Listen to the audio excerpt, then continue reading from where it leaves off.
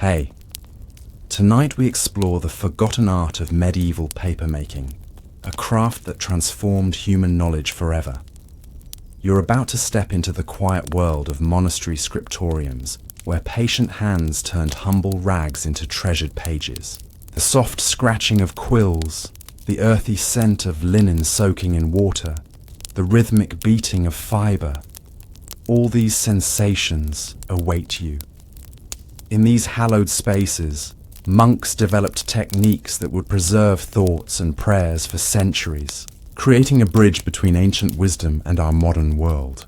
As candlelight dances on stone walls, you'll discover how something we take for granted today once required immense skill, dedication, and faith. If you're enjoying this peaceful moment, please like, share, and subscribe. What dreams might visit you tonight as you listen to these ancient stories? Dim your lights and find a comfortable position where your body can fully relax. Perhaps light a candle, if it's safe to do so, letting its gentle flicker remind you of monastery lamplight.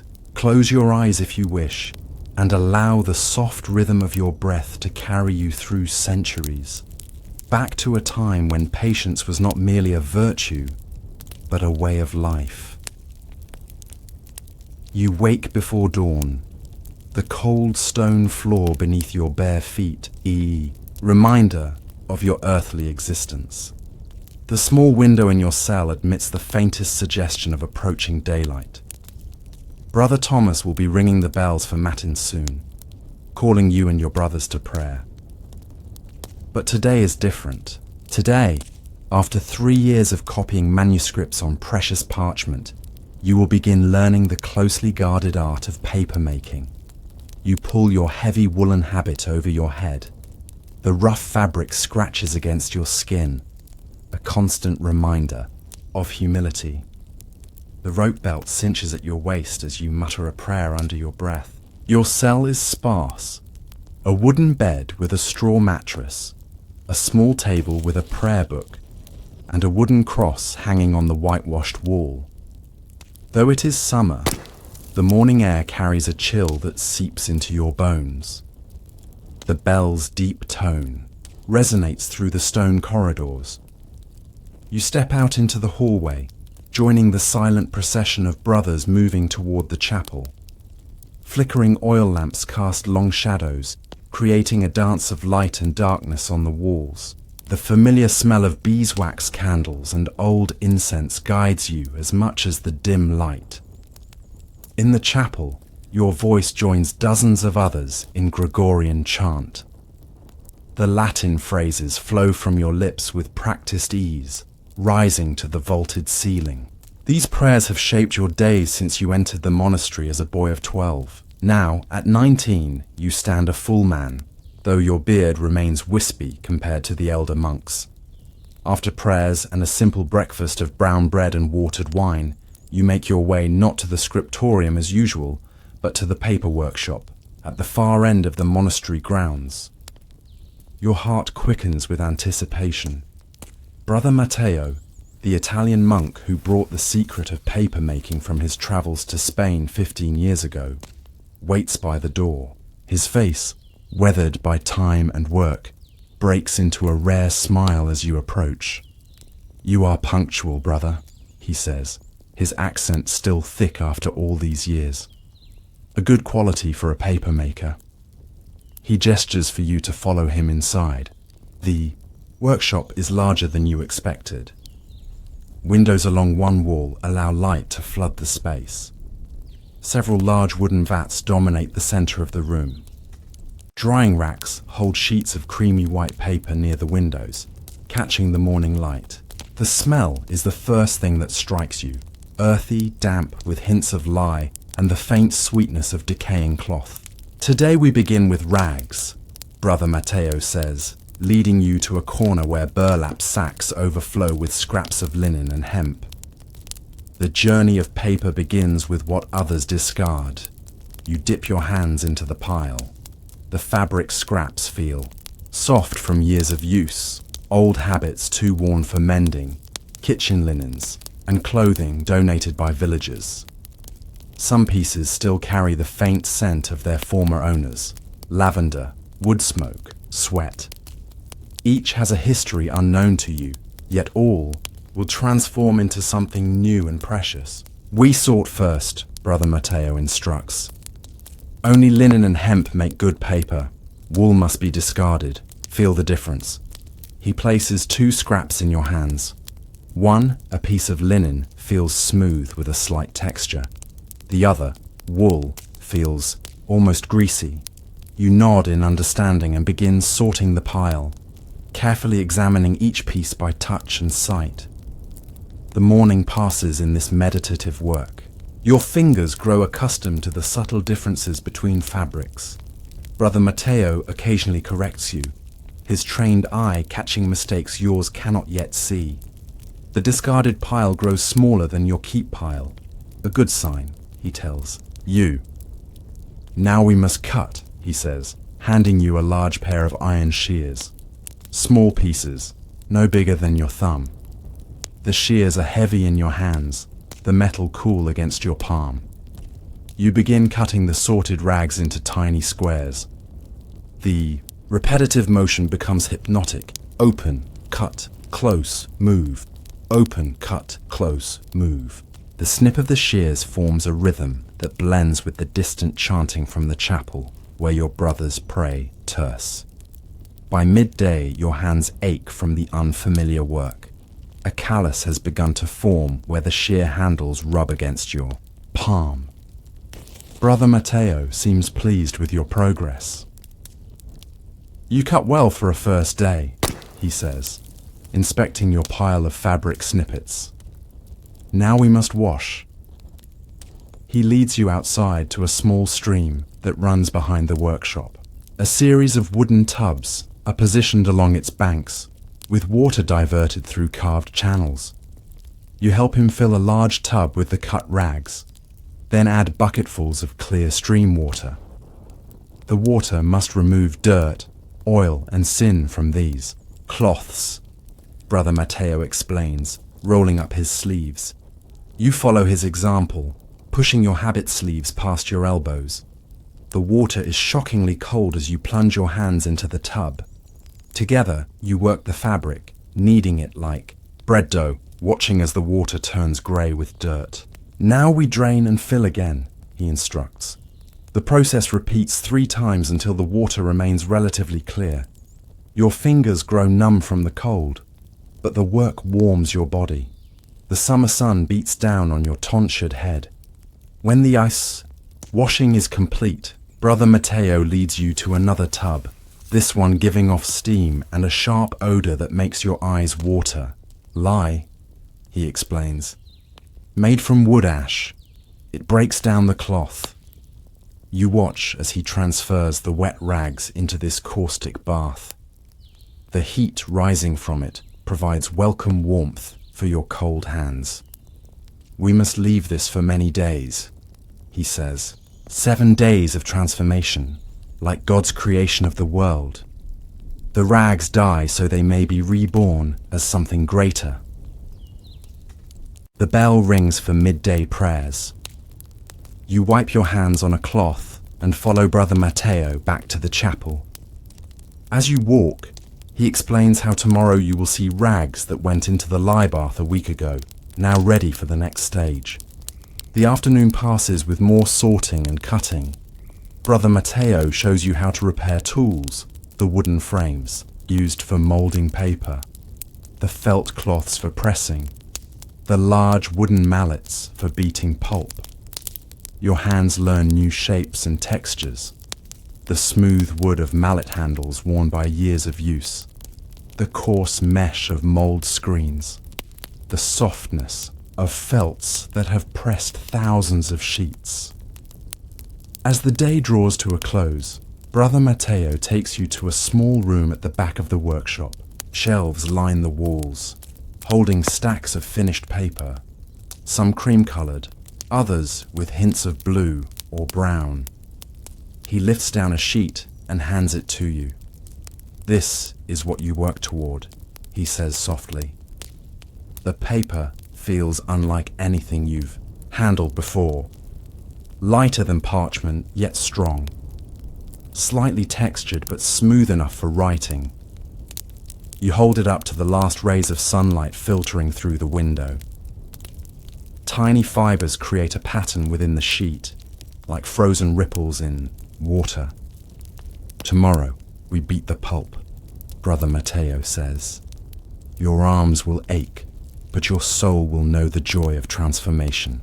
At Vespers, your mind wanders from prayers to the day's lessons. Your hands, now clean but tender from unaccustomed work, still feel the textures of cloth, wood, and water.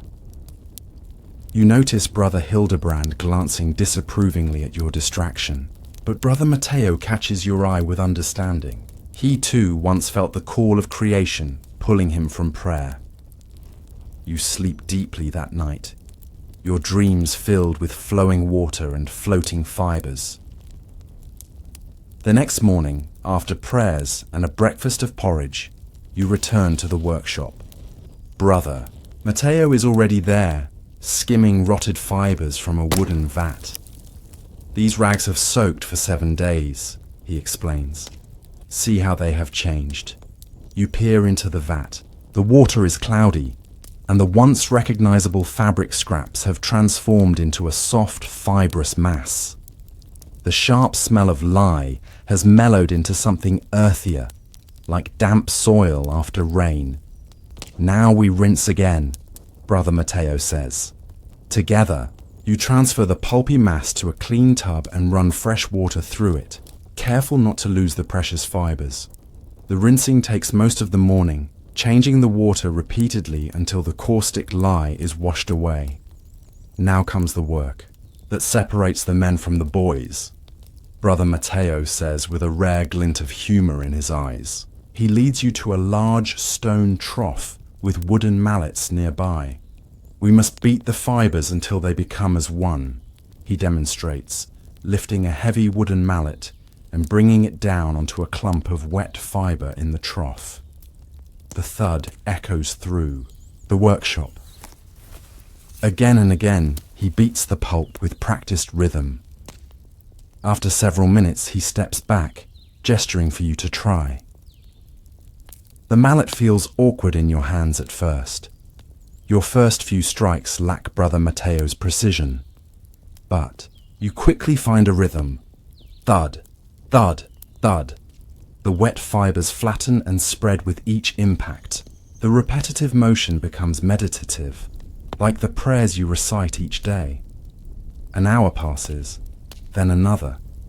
Your arms burn with exhaustion, but Brother Matteo shows no sign of stopping. Sweat drips from your brow despite the workshop's coolness. Just when you think you cannot lift the mallet again, he calls for a pause. Feel the pulp now, he instructs. You dip your fingers into the trough. The fibers have changed completely, transformed into a smooth, consistent slurry that slips through your fingers like heavy cream. No trace remains of the original cloth. Pieces. This is halfway, Brother Matteo says, crushing your hope for completion. We continue after midday prayers. During the brief meal of bread, cheese, and dried apples, the older monk sees your exhaustion. The beating of pulp is like the beating of a stubborn heart, he says quietly. It must be broken completely before it can be reformed into something pure and useful to God. You ponder his words as you return to the trough for the afternoon's labor. The sun moves slowly across the sky, visible through the workshop windows. Your arms develop a memory for the work, finding strength you didn't know you possessed. By the time the bell rings for Vespers, the pulp has transformed into a fine, smooth consistency that Brother Matteo declares perfect. Tomorrow, he promises, you will pull your first sheet. That night, your muscles ache so severely you can barely lift your arms for prayers. Yet there is satisfaction in this pain, the satisfaction of work done with purpose. In the darkness of your cell, you flex your sore fingers, imagining them dipping into pulp, forming your first sheet of paper. The third day begins with Brother Matteo showing you how to prepare the vat. The beaten pulp is mixed with clear water in a large wooden tub until it reaches the right consistency, like soup made from the whitest flour, he explains. The mixture must be continually stirred to prevent the fibers from settling to the bottom. Next, he shows you the mold and decal, the essential tools of the paper maker. The mold is a wooden frame with a fine mesh screen stretched across it. The decal is a removable wooden frame that fits over the mold, creating a temporary barrier to contain the pulp. Watch first, Brother Matteo instructs. The movement must be smooth, like a dance. He demonstrates, dipping the mold and decal into the vat with a fluid motion, lifting it horizontally with just the right amount of pulp sitting on the screen.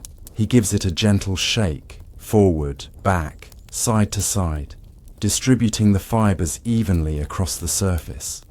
Water drains through the mesh, leaving a thin layer of wet fibers.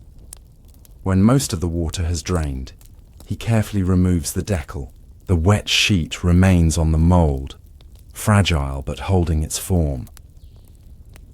This is the moment of birth, he says softly, when water and fiber become something new.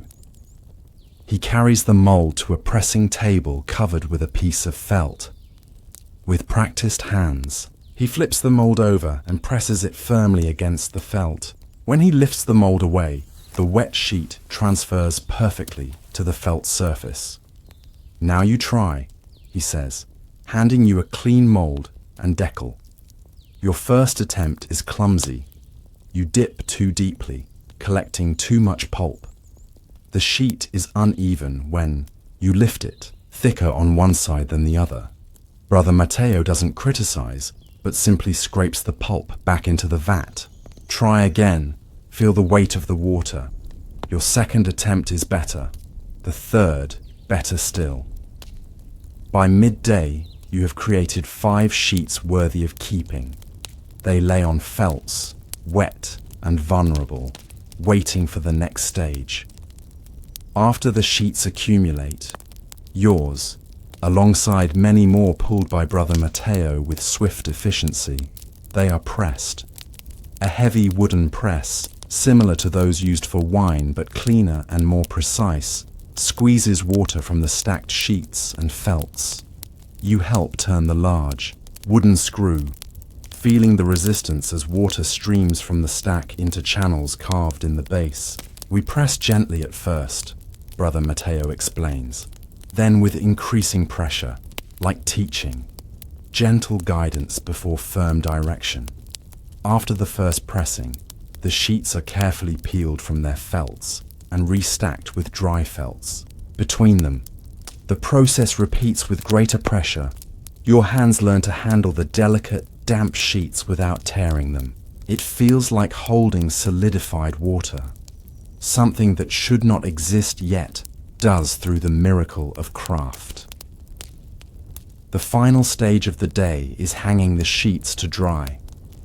Brother Matteo shows you how to drape them over horsehair ropes strung across the drying room. The sheets will dry slowly overnight in the gentle summer air flowing through the windows.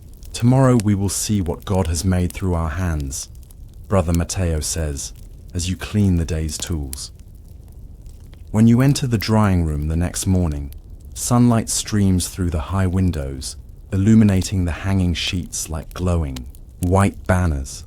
Brother Matteo is already there, carefully examining each one. He calls you to his side. Here, he says, pointing to one sheet. This is your first successful sheet. See how the light passes through it with even brightness? No dark spots, no thin places. He carefully removes it from the line and hands it to you. The transformation is miraculous. What was yesterday a wet, fragile thing is now firm yet flexible. The surface has a gentle texture that catches the light. You hold your creation up to the window, marveling at how the sunlight filters through it. "It is good," Brother Matteo says with satisfaction. "For a first attempt, very good. Now we must finish it." The finishing process takes another full day. First, the sheets are burnished by rubbing them with smooth stones or glass. This compresses the fibers, creating a surface suitable for writing. Your arm muscles, already sore from beating pulp, ache anew as you polish sheet after sheet with a rounded piece of agate. Next comes sizing, coating the paper with a thin layer of gelatin made from animal hides. Brother Matteo shows you how to dip each sheet into the warm, slightly sweet-smelling liquid, then hang it to dry again. Without sizing, he explains, the ink would spread like water on sand. The sizing closes the tiny spaces between fibers. The final step is trimming. With a sharp knife and straight edge, you learn to cut the uneven edges of each sheet, creating perfect rectangles of various sizes according to their intended use. As the week continues, you learn more refinements of the craft. Brother Matteo shows you how adding a few blue cloth scraps to the pulp creates paper with a slightly blue tint. Preferred for important documents because of its pure appearance, you learn how different beating times affect the paper's final texture, how water quality changes the color, how weather affects drying time. On the 7th day, Brother Matteo presents you with a small stack of the papers you've helped create. "These are yours," he says, "for your own use." You accept them with reverence, understanding now why paper is so precious. Each sheet represents days of labor, centuries of knowledge passed from hand to hand, the transformation of humble materials into something of lasting value. "Tomorrow, you will return to the scriptorium," Brother Matteo says. "But you will come here 3 days each week to continue learning. Within a year, God willing, you will know all the secrets of paper making." That night, in the privacy of your cell, you take out a small pot of ink and a quill. With careful strokes, you write a passage from Psalms on your first sheet of paper. The ink flows smoothly across the surface, the black letters stark against the cream background. When you finish, you hold the page up in the candlelight. The words seem to float on the surface, more alive somehow than when written on parchment. You understand now why Brother Matteo speaks of paper making as a sacred craft. Like the transformation of bread and wine in the Eucharist, it changes the nature of something humble into something holy, not through divine miracle, but through human hands guided by divine inspiration. In the months that follow, your hands grow strong and skilled. You learn to recognize the sound of properly beaten pulp, to feel when a sheet has dried to the perfect moisture content, to smell when the sizing is correctly prepared. Your papers gain a reputation in the monastery for their consistent quality. By winter, you are trusted to work alone at times. On one such afternoon, as snow falls silently outside the workshop windows, you complete a special batch of paper intended for the abbot's correspondence. The sheets are thin yet strong, with a surface as smooth as a frozen pond. Brother Matteo inspects your work with critical eyes. Finding no fault, he nods with approval. "You understand now," he says, "that we do not merely make paper." "What do we make, brother?" you ask. "We make vessels for thought," he replies, holding one sheet up to the winter light. "Empty pages waiting to carry prayers to heaven, knowledge to the future, beauty to the world. In this way, our craft serves God as surely as our prayers." You nod, understanding the truth of his words. In your hands, once soft with youth but now hardened with honorable calluses, you hold not just paper, but possibility.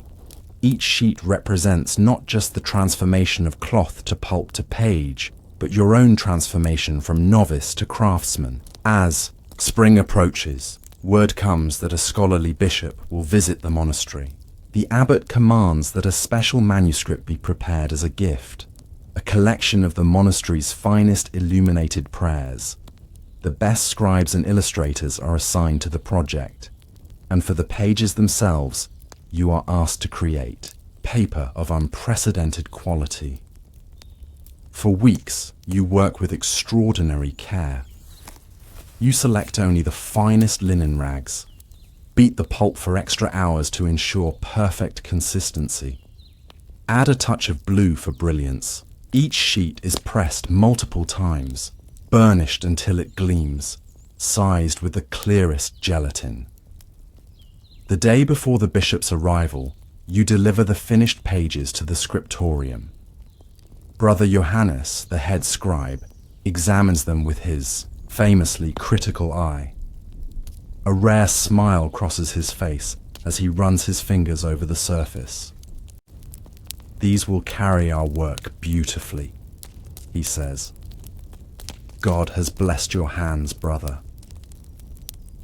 That night, as you kneel in prayer, you give thanks not just for the skill you've gained, but for the deeper understanding of creation itself.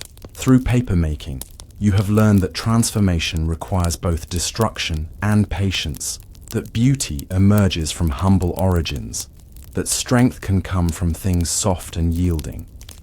When the bishop receives his gift the next day, he marvels at both the illuminations and the pages that hold them. "Such fine paper," he remarks. "I have seen none better in Paris or Rome." The abbot nods proudly. "Our monastery has been blessed with skilled brothers," he says, his eyes finding you among the assembled monks. In that moment, standing in your simple woolen habit, with rough hands hidden in your sleeves, you feel a completeness that transcends pride. You have found your place in the great hierarchy of creation, transforming the discarded into the valuable, the mundane into the beautiful, serving God through the work of your hands. The knowledge that your paper might outlive you by centuries brings not vanity but peaceful satisfaction. Long after your bones have returned to dust, these pages will carry prayers and wisdom forward through time. Each sheet a silent testament to faith expressed through craft. And when you return to the workshop the next day, you approach the vat of swirling white pulp with reverence, seeing in its formless potential a reflection of God's first creation, when the Spirit moved upon the face of the waters and brought forth form from void, purpose from chaos, light from darkness. Your hands dip the mold and decal into the milky water, and as you lift it, watching water stream through the mesh, leaving behind the interwoven fibers that will become a page, you whisper the prayer that Brother Matteo taught you on your first successful day. From humble threads to holy vessel, Lord, guide my hands in your service. And now, this story draws to a close. Take a deep breath as we gently move forward in time, into the next chapter of your journey. Golden light filters through high windows, casting long shadows across ancient manuscripts. Dust motes dance in the air like memories, each one a fragment of history waiting to be discovered. The journey of paper is older and longer than monasteries alone can tell, stretching back across continents and centuries, carried by merchants and monks, scholars and soldiers. You stand at the crossroads of time and place, where east meets west and knowledge flows like water, finding its way through the smallest openings in human history. This is the story of how paper traveled from the hands of Chinese artisans to the scriptoriums of Europe. The marketplace of Samarkand bustles around you, a symphony of languages and scents that overwhelm your senses. The year is 751 CE, and you are far from home. Silk merchants haggle with buyers, spice vendors call out their wares, and camels grunt as they kneel for unloading. Your clothes mark you as a traveller from the Tang dynasty, though you've been on the road so long that the bright colours have faded to dusty approximations of their former brilliance. You clutch a small bundle wrapped in oilcloth close to your chest. Inside rests your most precious possession. Not gold or jewels, but sheets of paper and the tools of your craft. For 7 generations, your family has made the finest paper in Chang'an, supplying the imperial court with the delicate sheets used for poetry, pronouncements, and prayers. The knowledge is sacred, passed from father to son with the solemnity of religious instruction. But wars change everything.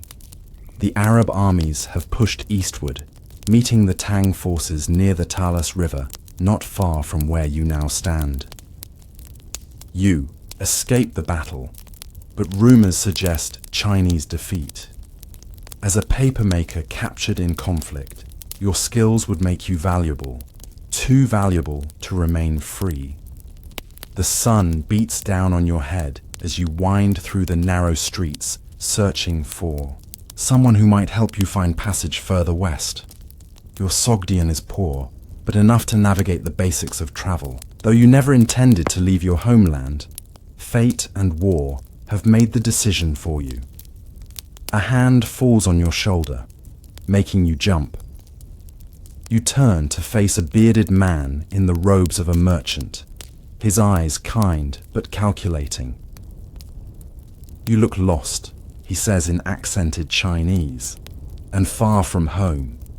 You study his face, weighing risk against need.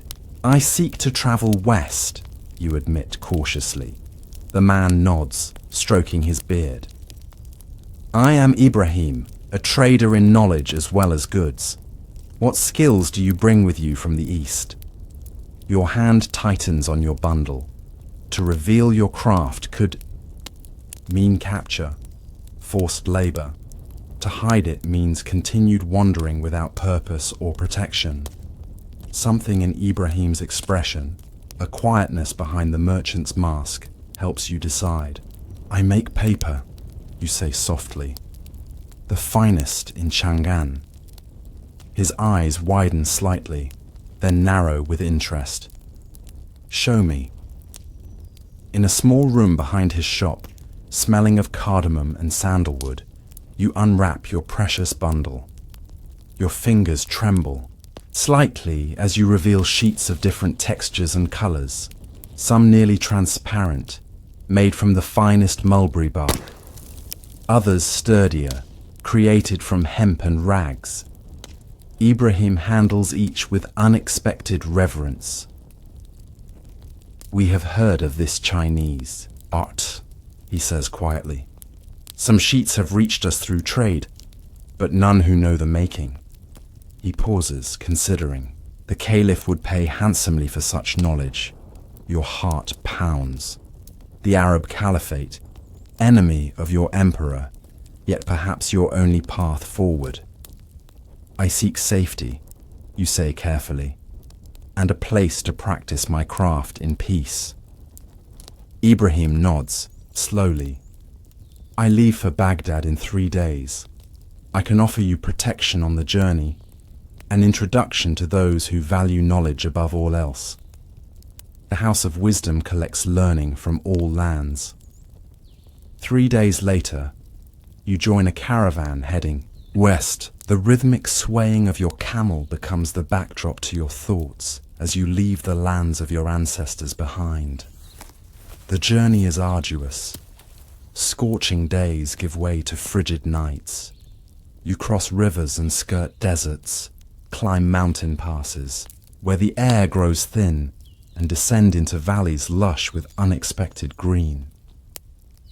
Ibrahim proves a thoughtful companion, teaching you Arabic phrases during the long hours of travel. Baghdad hungers for knowledge, he tells you one evening as you sit by the campfire. The Caliph al-Mansur gathers scholars from all corners of the world. Christians translate Greek texts, Jews preserve ancient knowledge, Muslims create new mathematics. Paper will find fertile ground there. During the journey, you learn that other Chinese papermakers have been captured after the battle. Some will be taken to Samarkand, others to Damascus or Baghdad. The secret that China guarded for centuries is spilling across borders like water from a broken vessel. When you finally reach Baghdad after months of travel, the city takes your breath away.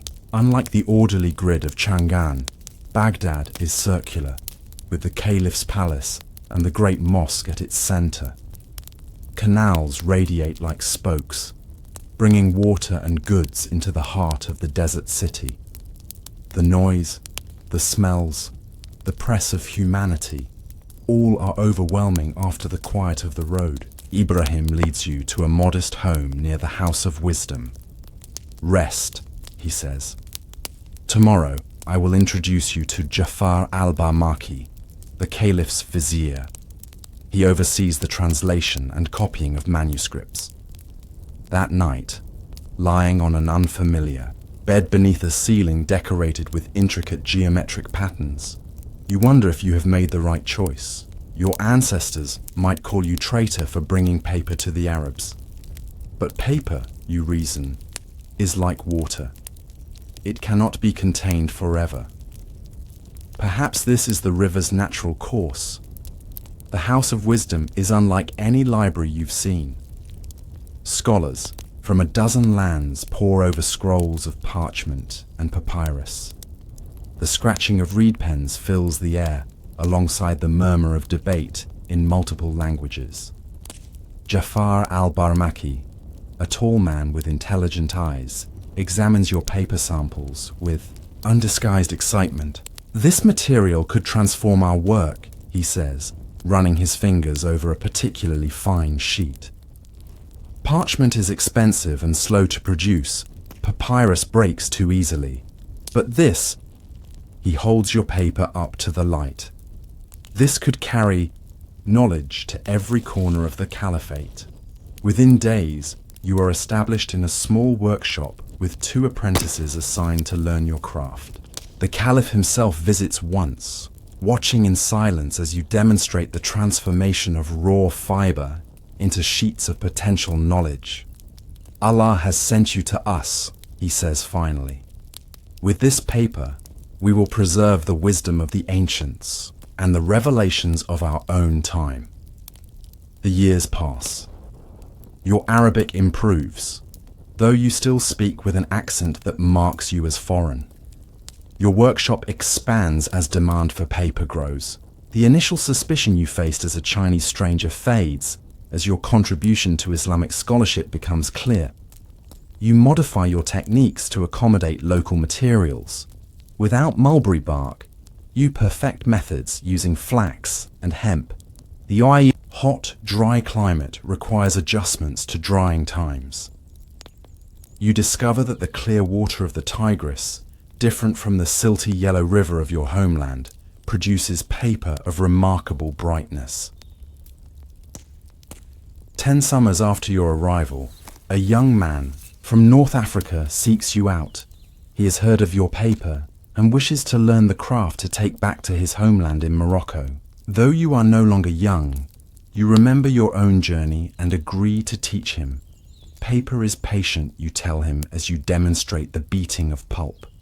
It waits for the perfect moment to receive knowledge, then holds it faithfully for centuries. You do not live to see your student establish the first paper mill in Fez, but the knowledge travels westward like a silent pilgrim. From Morocco, the craft crosses the narrow sea to Islamic Spain, to Cordoba, Valencia, and Toledo, and here, in the year 1085, you stand in a different body, a different time. Toledo has just fallen to the Christian forces of Alfonso VI after centuries of Muslim rule. You are now Miguel, a Mozarab, a Christian who lived under Muslim governance, fluent in both Arabic and Latin, valuable as a translator in this time of transition. The paper workshop where you learned your craft as a young man still operates, though many Muslim artisans have fled south to Granada or east to Valencia. Christian nobles, having discovered the utility of paper, are eager to maintain production. The summer heat presses down as you supervise the workshop, showing Benedictine monks from the north the methods of sorting rags, preparing fibre, forming sheets.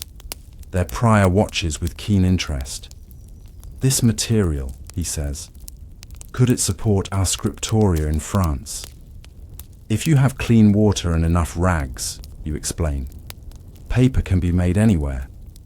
It costs a quarter of what parchment requires and can be produced 10 times faster. The prior nods thoughtfully.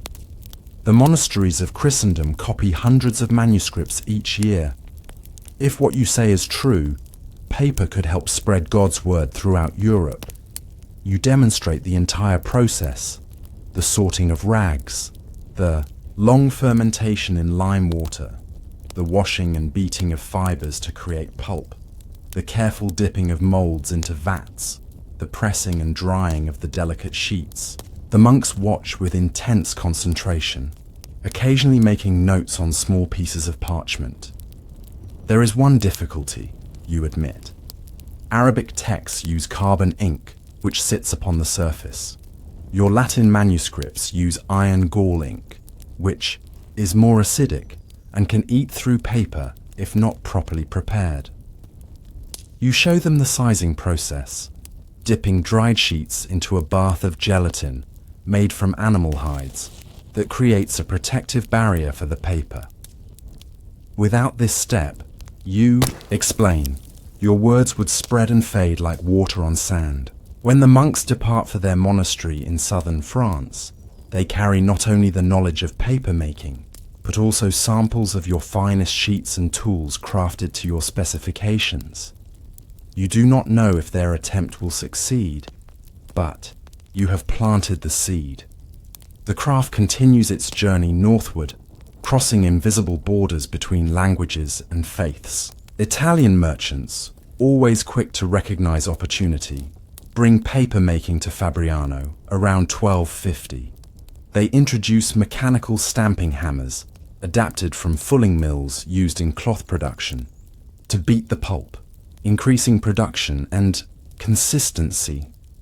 Now you are Sophia, daughter of a paper merchant in 14th century Nuremberg.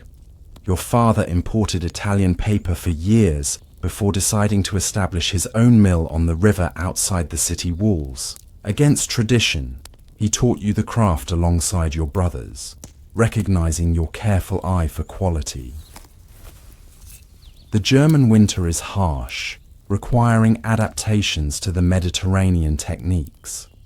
You discover that the severe cold actually helps break down the linen fibers during fermentation, producing stronger paper. Your father's mill develops a reputation for sheets that take ink beautifully while resisting the damp northern climate. When your brothers leave to establish their own mills, in other German cities, you remain to run your father's operation. Some merchants are reluctant to deal with a woman, but your knowledge and the quality of your product eventually overcome their hesitation. One spring morning, a visitor arrives from Mainz, a serious man named Johannes Gutenberg. He examines your paper with unusual attention, testing its strength, smoothness, and absorbency. I require paper of exceptional consistency, he explains, for a new method of printing I am developing. You show him your finest product, sheets sized with a special formula of your own devising that prevents ink from bleeding while maintaining flexibility. Most of our customers are scribes or artists, you explain. They require paper that accepts ink immediately without spreading.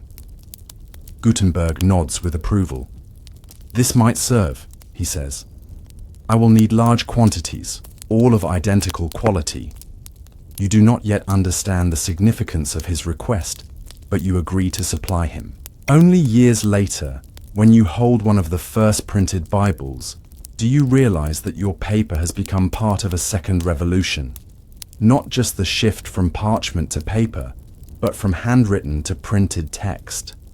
The journey of paper continues, expanding across continents with breathtaking speed. By the 16th century, cheap paper drives a surge in literacy, supports the spread of new religious and scientific ideas, enables the first newspapers, and forms the substrate of modern bureaucracy. Now you stand in a modern paper museum, examining artifacts that span the 2,000-year journey of this humble material. Behind glass lies a fragment of paper from 2nd century China, its fibers still visible under magnification. Nearby, sheets from 9th century Baghdad demonstrate the adaptation of Chinese techniques to Middle Eastern materials. A page from Gutenberg's Bible represents paper's role in the print revolution. You place your hand against the cool glass, feeling the connection to countless hands across time and space. Chinese artisans pounding mulberry bark, Arab scholars sizing sheets for their manuscripts, European monks adapting the craft to northern climates, all linked by the simple miracle of interlocked plant fibers formed into sheets capable of carrying human thought across centuries. A display about modern paper making shows the industrial process that now creates in seconds what once required days of careful labor. Yet the essential transformation remains the same: fiber, water, and pressure combining to create something greater than its components. As you move through the museum, you notice a small workshop in the corner where a demonstrator shows visitors the traditional handmade process, the rhythmic swish of pulp in water, the careful lifting of the mold and decal, the gentle pressure transferring wet sheets to felts. All echo with memories older than any single lifetime. The demonstrator, seeing your interest, invites you to try. As you dip the mold into the vat of swirling white pulp, your hands seem to remember movements they have never performed in this lifetime. You lift, shake gently to distribute the fibers, wait for the water to drain, then transfer the delicate sheet to a waiting felt with a confidence that surprises both you and the instructor. "You've done this before," the demonstrator says with a smile. You return the smile, unable to explain the feeling of connection flowing through your fingers. Connection to a craft that traveled from ancient China across deserts and mountains, through the hands of people from a dozen cultures, languages, and faiths, to arrive here, still recognizable despite the passage of centuries. "Paper remembers," you say quietly, running your fingers over the wet sheet. "Even when we forget." The demonstrator nods with understanding. "That's why we keep making it the old way, even though machines can produce thousands of sheets per minute. There's something in the handmade process that connects us to history." Later, when your handmade sheet has dried, you hold it up to the light. The watermark created by the mold shows a simple design, a camel representing the Silk Road that carried paper westward. The fibers within the sheet create unique patterns, no two exactly alike, just as no two journeys through time and space can ever be identical. You carefully place the sheet in your bag, a tangible connection to a story that spans continents and centuries. The story of how a simple material transformed human communication, preservation of knowledge, and eventually civilization itself. As you leave the museum, you notice how paper surrounds you in the modern world. Books, signs, packaging, money, documents. Most people never consider its origin or the remarkable journey it made from imperial China to medieval Baghdad to Renaissance Europe and beyond. Yet, without that journey, without the countless hands that adapted and improved the craft across cultures, the accumulated knowledge of humanity might never have spread so widely or survived so long. The paper in your bag, handmade just as it would have been 1,000 years ago, carries more than its own fibers. It carries the memory of all those hands, Chinese, Arab, Spanish, Italian, German, that passed this knowledge forward, crossing boundaries that often divided humanity, creating connections that transcended difference. In a world increasingly digital, where screens replace pages and virtual text replaces physical, this connection to paper's tangible history feels especially precious. The sheet you made today links you to that unbroken chain of knowledge, to the Chinese artisan who first mixed bark and water, to the Arab scholar who adapted the technique for new materials, to the European monks who recognized its value for preserving their sacred texts. Paper, unlike stone or metal, begins soft and yielding, open to receiving the impressions we choose to make upon it. Perhaps this is why it proved such a perfect vehicle for human thought. Adaptable, receptive, yet capable of remarkable persistence through time. Like humanity itself, paper contains contradictions. It is simultaneously fragile and durable, common and precious, ephemeral and lasting. As evening falls and you return home, you place your handmade sheet on a desk beneath a warm lamp. Tomorrow, you might write on it, draw on it, or simply keep it as a reminder of paper's remarkable journey.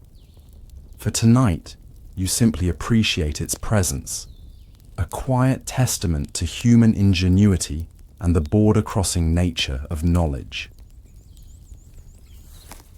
In your dreams, that night, you travel the Silk Road again, feeling the desert heat and mountain chill, hearing the languages of a dozen cultures, seeing the transformation of simple fibers into the pages that would carry humanity's collective memory forward through time.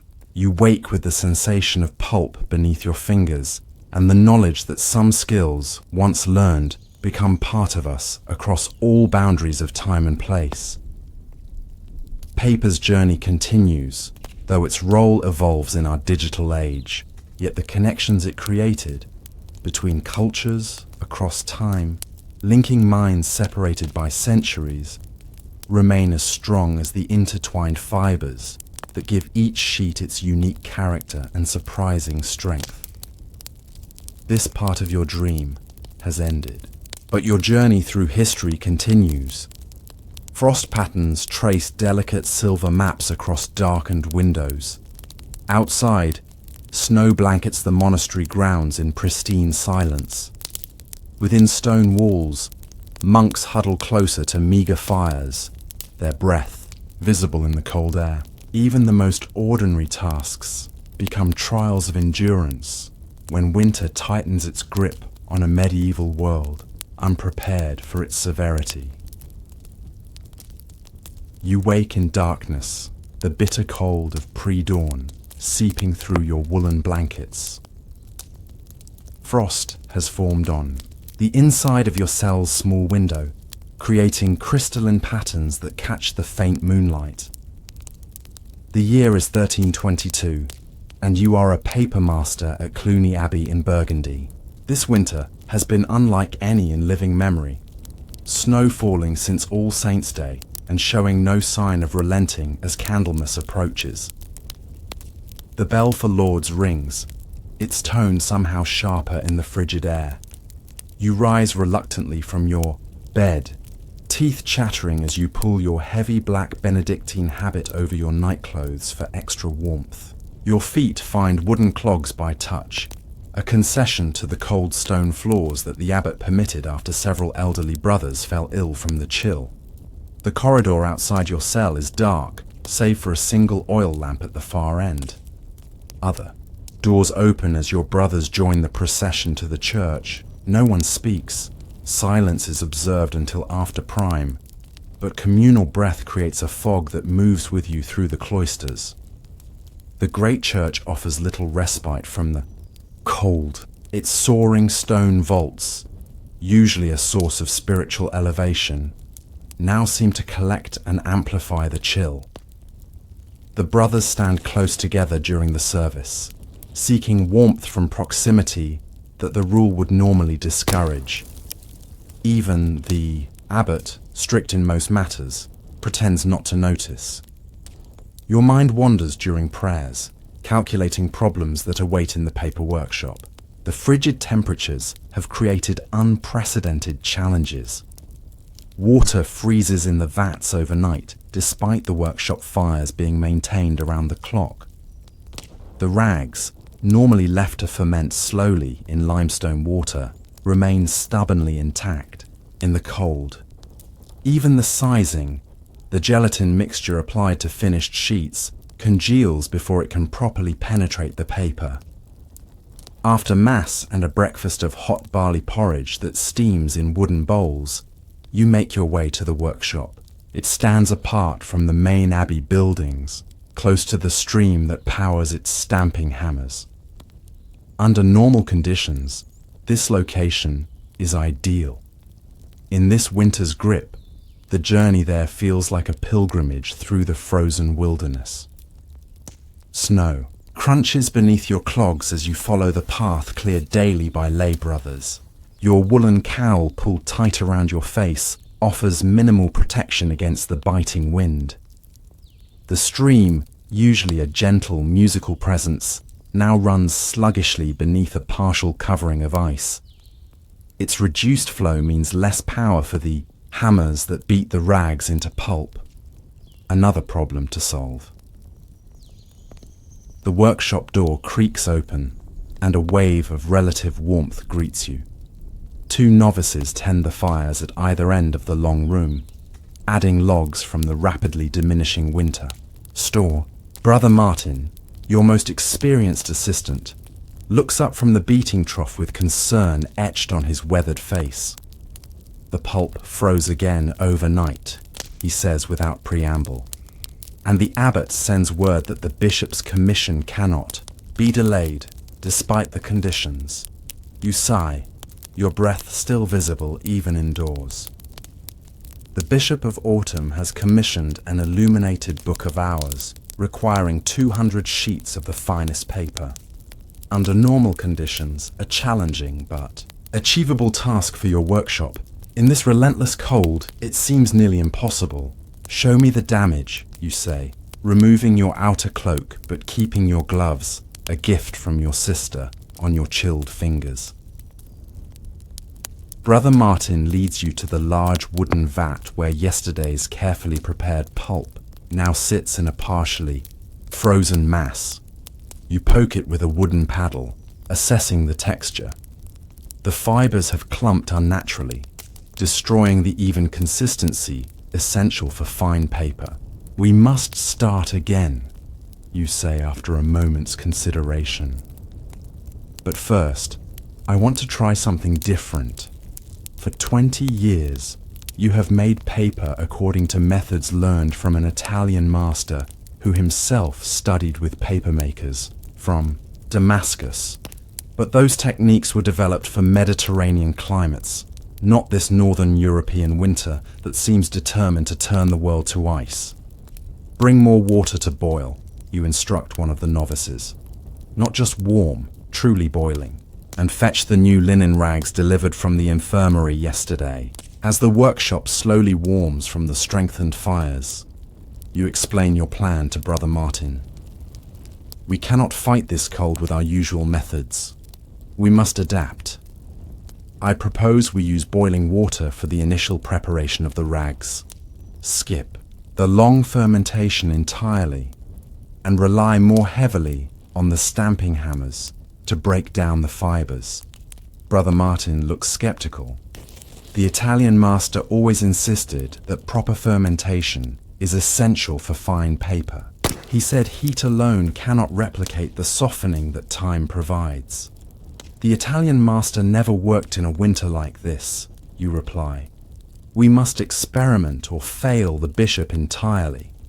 Throughout the morning, you implement your new approach. Linen rags are sorted and cut as usual. But instead of being left to ferment in limestone water for weeks, they are placed in kettles of boiling water, mixed with a stronger lye solution than normally used. The heat and caustic mixture work quickly, beginning to break down the cloth fibers before your eyes.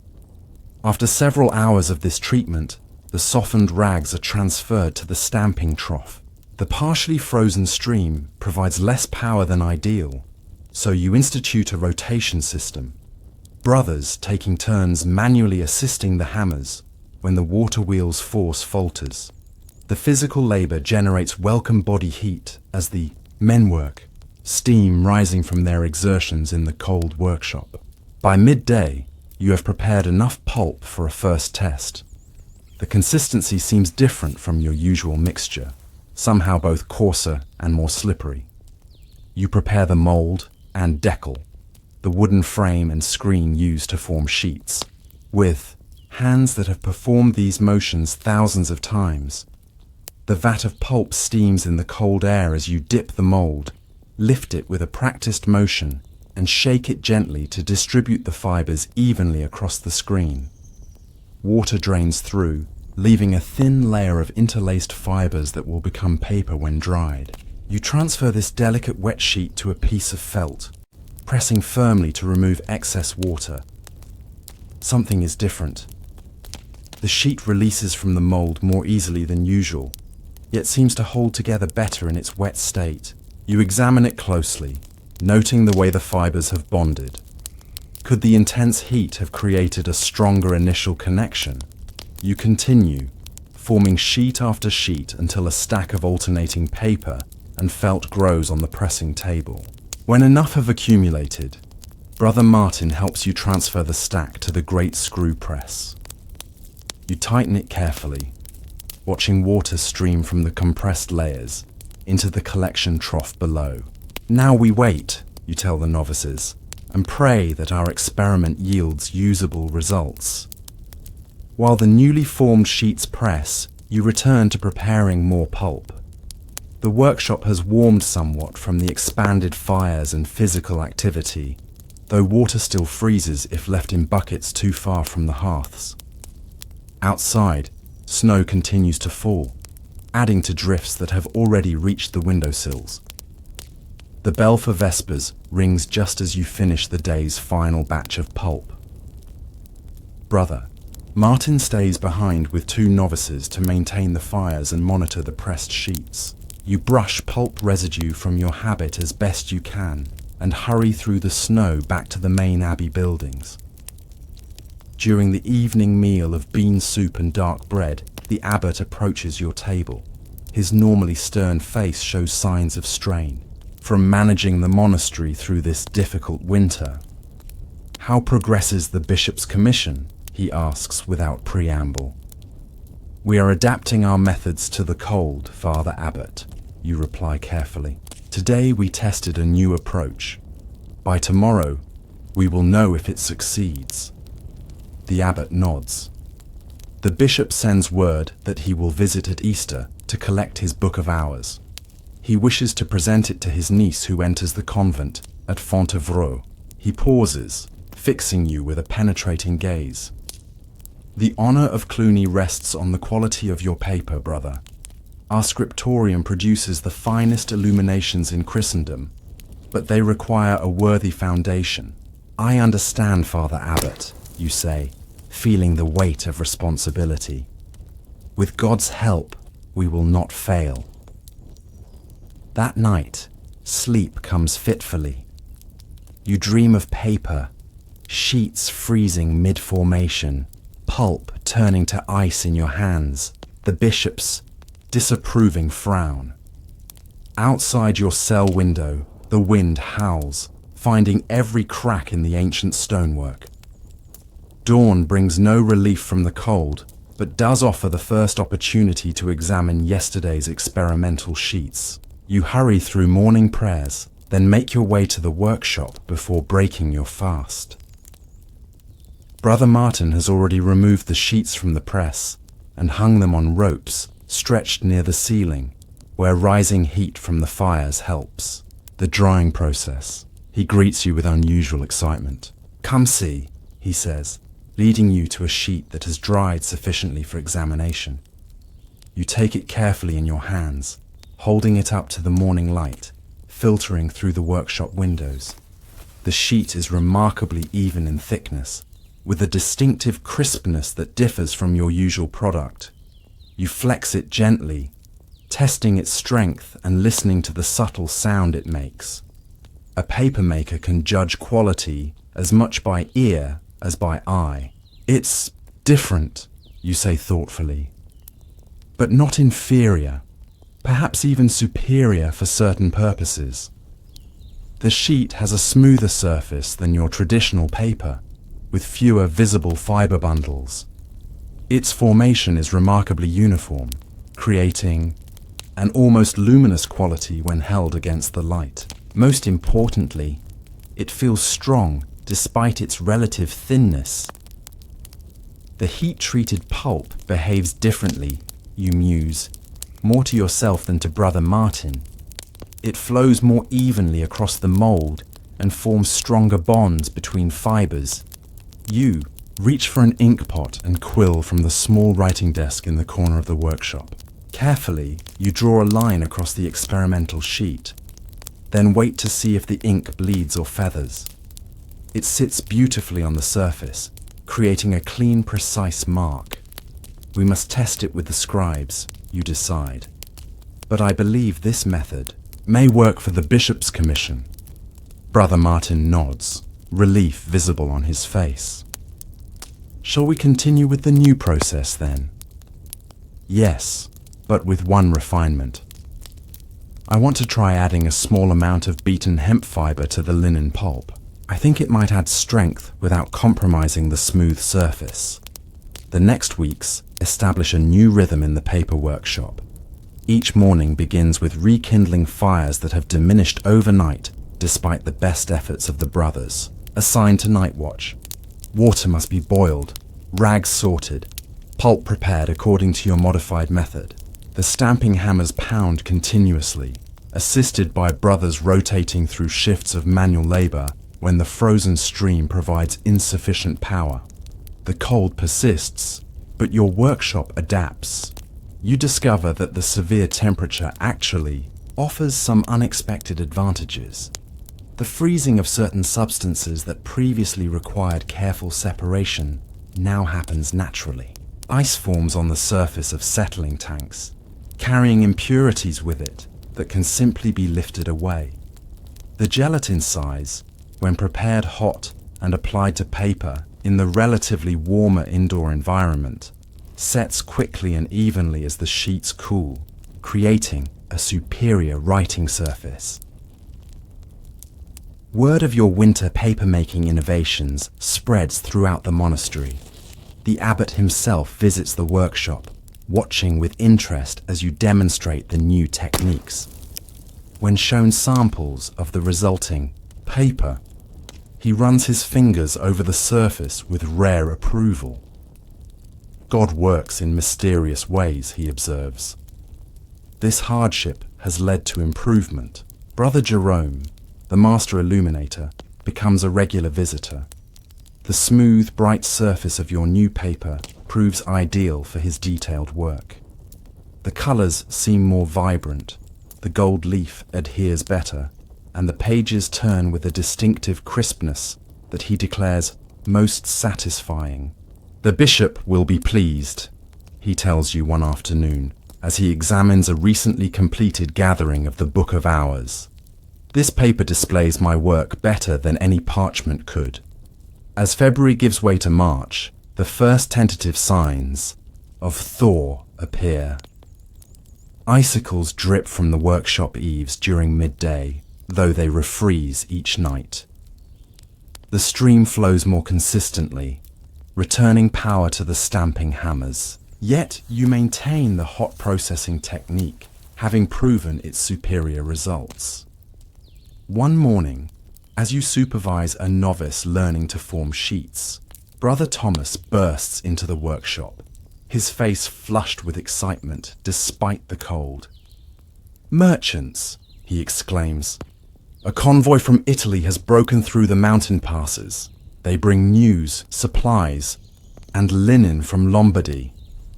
This is unexpected good fortune. Lombardy linen is prized for its fine, consistent fibers, ideal for the highest quality paper. Your supplies of good rags have dwindled during the winter, forcing you to use increasingly marginal materials. How much can we acquire, you ask, already calculating how to best use this resource. The abbot has purchased £30, Brother Thomas replies. It arrives tomorrow. That night, you join the other monks in a special service of thanksgiving for the merchant's safe arrival. The isolation of the long winter has weighed heavily on the community. News from the outside world, even mundane reports of political squabbles and ecclesiastical appointments, refreshes spirits starved for connection. After the service, an Italian merchant seeks you out. He is a thin man with intelligent eyes and ink-stained fingers that mark him as someone familiar with books and documents. "You are the paper master?" he asks in accented French. When you nod, he continues, "I bring greetings from the papermakers of Fabriano. We have heard that Cluny produces paper even through this terrible winter. This interests us greatly. You invite him to visit your workshop the next day, an opportunity to share knowledge with the Italians widely recognized as Europe's finest paper makers. Morning brings not just the promised Lombardy linen, but also clear skies, the first in months. Sunlight reflects blindingly off the snow-covered landscape as you lead the Italian merchant to your workshop. We adapted our methods to the cold, you explain, showing him the modified vats, the system for maintaining hot water, the altered stamping process. He listens intently, occasionally, asking precise technical questions that reveal his deep knowledge of the craft. When you show him samples of your cold weather paper, he examines them with professional scrutiny, holding sheets to the light, testing their strength, rubbing the surface between his fingers, even listening to their sound when shaken. Remarkable, he says finally. The formation is excellent, the sizing perfect, and you achieve this consistency in these conditions? You nod, unable to keep a note of pride from your voice. The cold forced us to find new methods. What began as necessity has become virtue. The Italian smiles. This has happened throughout the history of our craft. The Chinese invented paper using materials abundant in their land. The Arabs adapted it to their resources. Now Europeans find their own way. He pauses thoughtfully. In Fabriano, we recently began using metal screens in our molds, creating what we call watermarks to identify our papers. Perhaps you would be interested in this technique. The exchange of knowledge continues throughout the day. You share your discoveries about heat-treated pulp. He describes innovations in gelatin sizing. By evening, both of you have filled small notebooks with information to experiment with in your respective workshops. As the merchant prepares to leave, he presents you with a gift, a small leather case containing various samples of Fabriano paper, each with different characteristics and watermarks. For inspiration, he says, though I believe soon Italian papermakers will be studying Cluny's winter methods. With the Lombardy linen and renewed energy from the knowledge exchange, your workshop increases production. The bishop's commission progresses rapidly, sheets of exceptional quality flowing to the scriptorium, where Brother Jerome and his assistants transform them with vivid pigments, delicate lines, and gleaming gold leaf. March brings gradual thawing. The snow recedes from the fields surrounding the abbey, revealing winter-browned grass and early spring flowers pushing through the mud. The stream runs vigorously with meltwater, powering the stamping hammers to their full capacity. Yet even As normal conditions return, you maintain elements of your winter methods. The heat-treated pulp, the careful balance of linen and hemp fibers, the cold-setting sizing, all have proven superior to your pre-winter techniques. By Easter, the Bishop's Book of Hours is complete. 200 pages of the finest paper Clooney has ever produced, covered with exquisite illuminations that seem to glow from within. The volume is bound in red leather with silver clasps, a worthy gift for a noblewoman entering religious life. The bishop arrives on Holy Thursday, accompanied by an entourage of clerics and servants. After attending the sacred liturgies, he meets with the abbot to view the completed commission. You are summoned to join them in the abbot's private chamber. The book rests on a lectern of carved oak, its pages open to an illumination of the resurrection appropriate to the Easter season. The bishop, a man of considerable learning despite his political responsibilities, examines it carefully, turning pages with evident appreciation. Brother Jerome's work continues to astonish, he says to the abbot, but I am equally impressed by the quality of the paper. It has a luminosity I have not seen before. The abbot gestures toward you. Our papermaster developed new methods during the winter hardships. Necessity became the mother of improvement. The bishop turns his attention to you, asking detailed questions about your process. Though not a craftsman himself, he shows the curiosity of a well-educated man interested in technical matters. My niece will treasure this book throughout her devotional life, he says when his questions are satisfied. And I shall commission more works from Clooney, knowing that they will rest upon such excellent foundation. After the bishop's departure, laden with the precious Book of Hours and promises of future patronage, the abbot calls you to the garden where spring plantings have begun. You have served Clooney well, he says as you walk between rows of newly turned earth. The bishop's approval brings honor to our house. It was God's work, you reply automatically, though pride warms you from within. Indeed, the abbot stops to examine a budding fruit tree. But God worked through your hands and mind. The innovations you developed must not be lost. He turns to face you directly. I want you to document your cold weather methods fully, train more brothers in these techniques, and select 2 reliable scribes to copy your instructions for our library and for sharing with other Benedictine houses. You bow your head in acceptance, honored by the commission and the recognition of your craft's importance.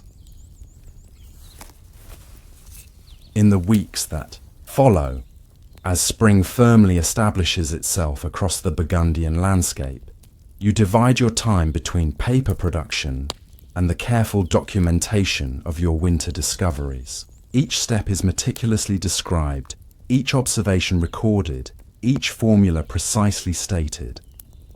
Brother Martin assists you in training younger monks, ensuring that the knowledge will continue even when you can no longer practice the craft. The physical demands of paper making grow harder each year as age stiffens your joints and diminishes your strength. One particularly fine May morning, as sunlight streams through the workshop windows, so different from the dark winter days, you watch a novice successfully pull his first perfect sheet using your modified techniques. His face shows the same satisfaction you felt decades ago when your own master nodded approval at your work.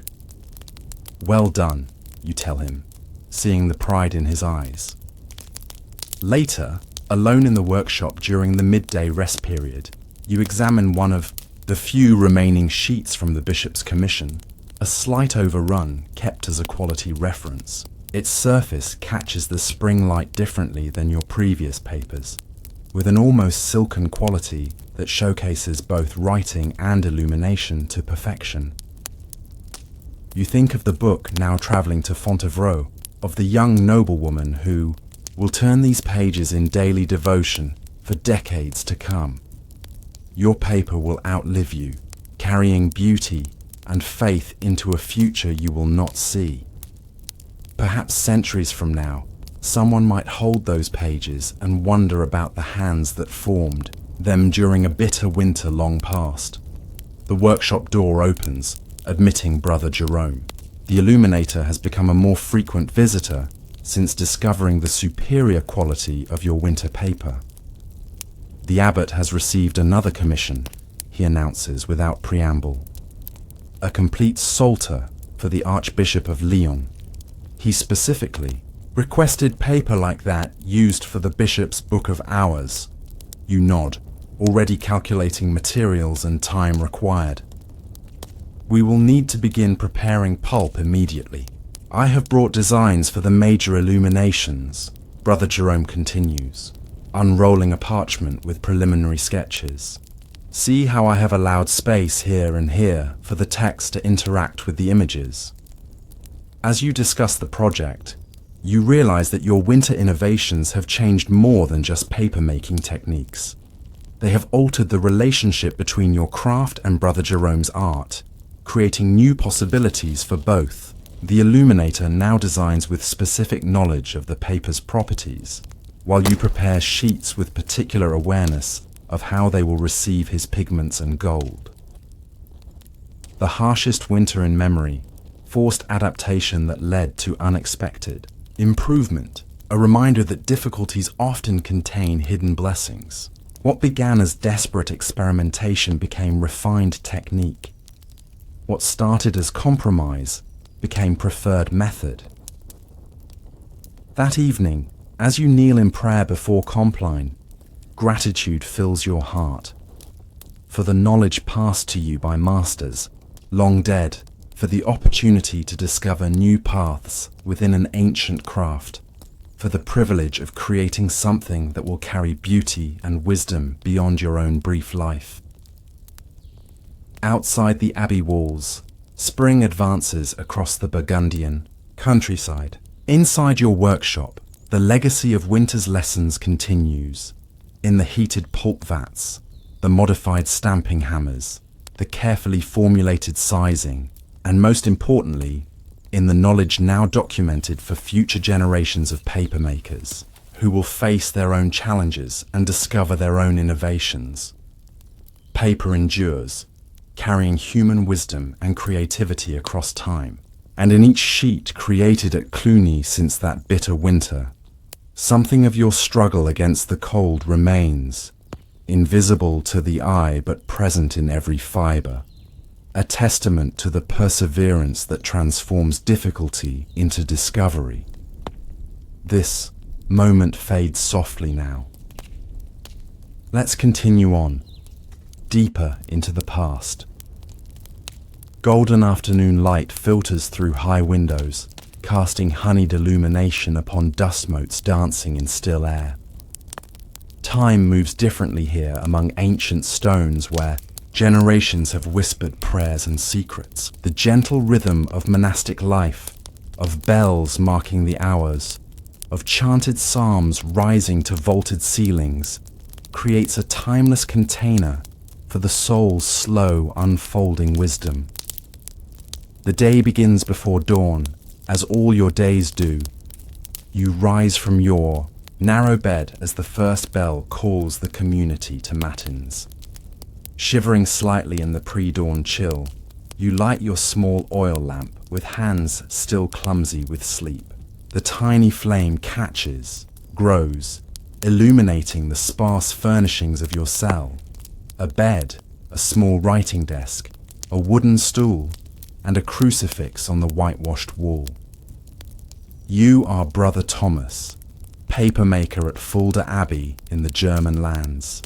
The year is 1241, and for 27 years you have dedicated your hands to transforming humble materials into vessels worthy of holding divine wisdom. Your vocation found you late. You were already 30 when you entered the monastery after years as a cloth merchant. Perhaps this is why the abbot assigned you to learn papermaking from the elderly brother Heinrich, recognizing that your knowledge of textiles would serve you well in this craft. You pull your heavy black Benedictine habit over your head, secure it with a simple rope belt, and slip your feet into worn leather sandals. The corridor outside your cell is dark, save for occasional wall sconces, but you know every stone in the floor by heart. Other doors open as your brothers join the procession, moving silently toward the great church. The office of Matins unfolds. In the darkness before dawn, psalms, readings, responses flowing in the ancient pattern established by Benedict centuries ago. Your voice joins dozens of others, the Latin syllables familiar as breath after decades of daily recitation. The rhythmic chant centers your thoughts, preparing you for the day's work as surely as the sharpening of tools. After the service and a simple breakfast of rye bread and watered ale in the refectory, you make your way to the paper workshop. Unlike most of your brothers who will spend their morning in the scriptorium copying texts or in the fields tending crops, your craft requires separation from the main abbey buildings. The noise of the stamping hammers, the unpleasant smell of fermenting rags, and the constant need for flowing water all necessitate distance.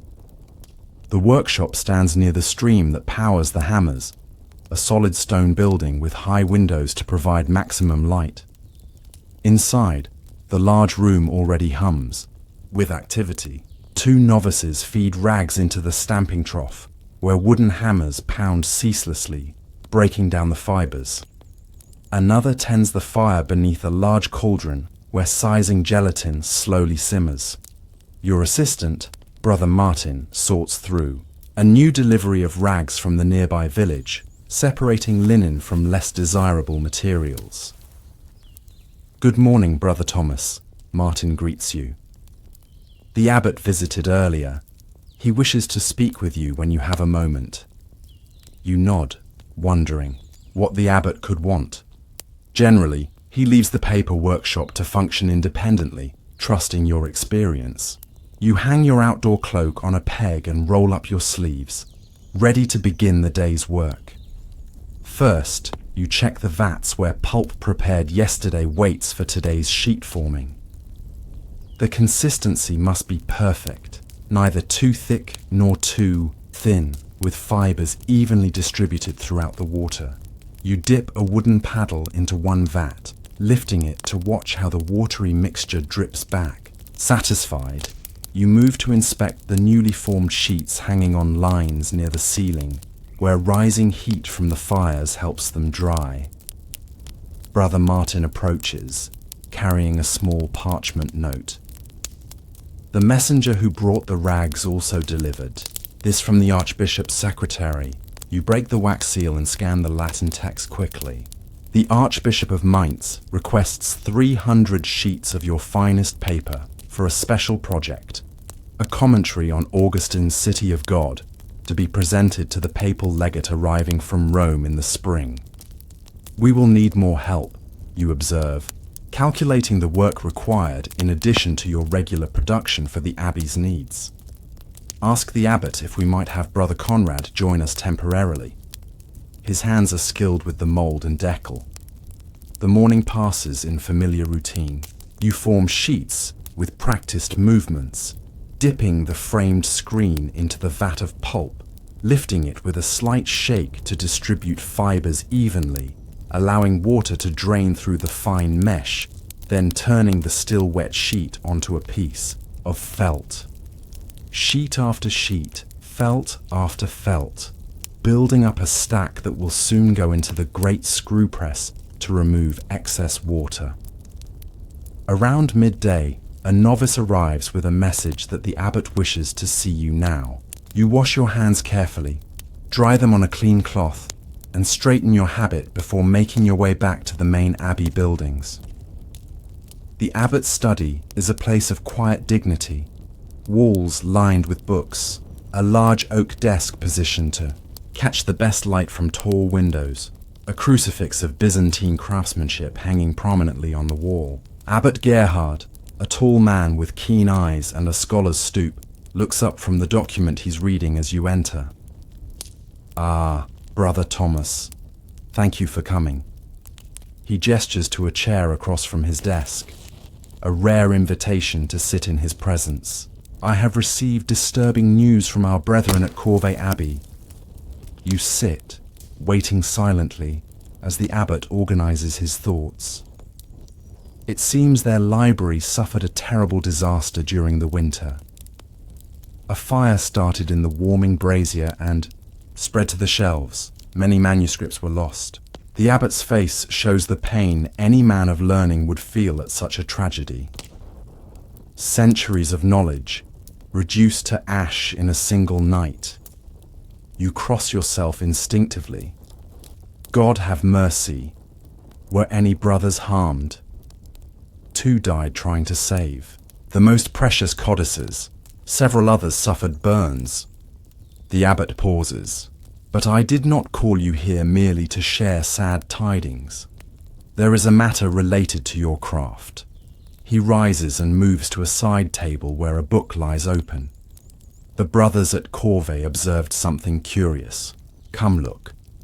You join him at the table. The book appears to be a collection of theological writings, its pages blackened around the edges, but the text still largely legible. "This volume was bound 3 years ago," the abbot explains. "The first half was copied on parchment, as has been our custom for centuries. But due to a shortage of skins that year, the second half was copied on paper from our workshop. Your paper, Brother Thomas." He turns the pages carefully, showing you the transition from parchment to paper midway through the volume. "Observe the fire damage." You lean closer, noting how the parchment pages have curled and hardened from the heat. The text often rendered illegible. In contrast, the paper pages, while scorched at the edges, have remained relatively flat and readable throughout. "The parchment shrinks and warps when exposed to heat," the abbot says. "But your paper, though it burns at the edges, seems to maintain its integrity better until actually consumed by flame." You nod slowly, considering the implications. Parchment is skin. It reacts to heat as flesh would.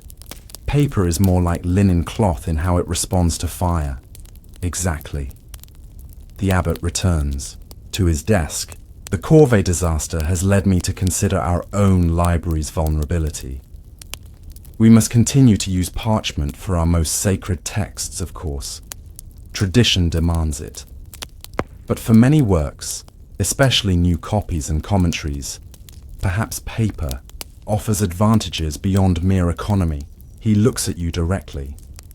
"I want you to expand our paper production, train more brothers in the craft, and I want you to experiment with making it even more resistant to fire and water damage, if possible." You bow your head in acknowledgement. "I will need more space, more workers." "You shall have them," the abbot replies. "The old brewery building has stood empty since we built the new one last year. It could be converted for your use, and it has its own water wheel already in place." The conversation continues as you discuss practical matters. Tools needed, training requirements. How many additional brothers might be assigned to the expanded workshop? Throughout, you feel a growing sense of purpose. Your craft, often considered merely practical, has suddenly acquired new spiritual significance. As you leave the abbot's study, the bell rings for none, the midday prayer. You join your brothers in the church, but your mind remains in the paper workshop, already planning experiments with different sizing agents that might increase resistance to fire damage. The following weeks bring constant activity. The old brewery is cleaned and renovated for its new purpose. Additional vats are constructed, new molds and decals crafted by the abbey's carpenters. 6 brothers are assigned to learn paper making under your supervision. 3 young novices full of energy but untested, and 3 older monks bringing wisdom and patience to balance youth's enthusiasm. You begin their training methodically, starting with the selection and preparation of rags. You show them how to recognize quality linen, how to sort colors, how to cut the cloth into small pieces for more efficient processing. Remember always, you tell them, that we transform the humble into the noble. These discarded garments will become vessels for holy wisdom. Approach even this simple sorting with reverence. Each step of the process becomes an opportunity for spiritual instruction. The long fermentation of rags in limestone water teaches patience. The beating of fibers demonstrates how breaking down individual identity creates unified purpose. The forming of sheets shows how proper support during vulnerability creates lasting strength. While training progresses, you also conduct experiments as the abbot requested. Different sizing mixtures are tested, various strengths of animal gelatin, additions of alum, even experimental coatings of egg white traditionally used by illuminators. Each test sheet is subjected to controlled exposure to heat and water, with results carefully recorded. One afternoon, Brother Albertus, the Abbey's master of novices, visits your workshop. He watches silently for a time as you demonstrate sheet formation to the newest trainees. "I have been thinking," he says when you have a moment alone, "about how your craft might serve in the spiritual formation of our newest brothers." You raise an eyebrow questioningly. The transformation you create here, from discarded rags to precious pages, mirrors the transformation we seek in the soul, Brother Albertus continues. Would you consider speaking to the novices about this parallel? Perhaps even allowing them to make a single sheet each, as a tangible reminder of their own spiritual journey. The request surprises you. Your craft has always been considered practical work, necessary, but not elevated like the copying of sacred texts or the creation of illuminations. Yet Brother Albertus sees something deeper in it. "I would be honored," you reply. 2 days later, 12 young novices file into your workshop, their faces showing mixtures of curiosity and apprehension. Brother Albertus introduces you, then steps aside as you address the group. "Brothers," you begin, "what we do here may seem simple craft, but it contains profound truths about our spiritual journey." You guide them through the workshop, explaining each stage of the process.